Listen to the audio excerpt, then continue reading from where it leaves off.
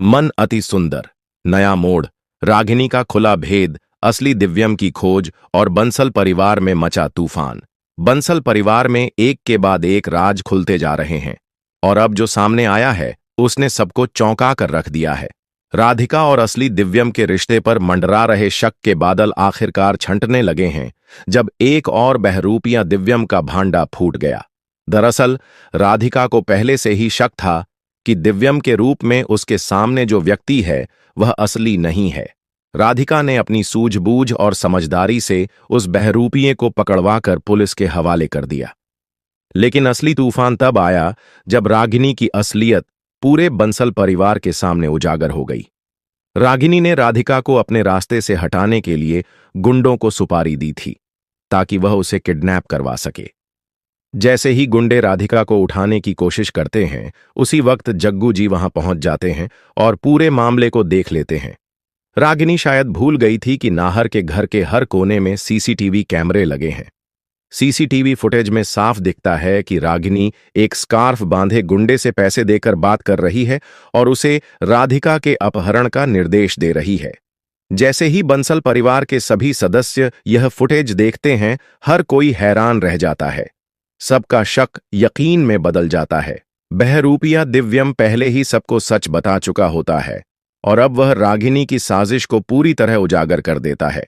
वह साफ साफ बताता है कि रागिनी ने पार्टी के दौरान न सिर्फ यह षड्यंत्र रचा बल्कि सुजाता जी के बाल जलाने की कोशिश भी उसी ने की थी। यह सुनते ही पूरा बंसल परिवार दंग रह जाता है। राधिका आगे बढ़कर बताती है कि रागिनी ने मांझी के बाल ही नहीं जलाए बल्कि उनके हाथ को भी प्रेस से जलाने की कोशिश की थी। वह कहती है, जब से मैं इस घर में आई हूं तब से लगातार घटनाएं हो रही हैं। शायद हर बार के पीछे रागिनी जी का ही हाथ है।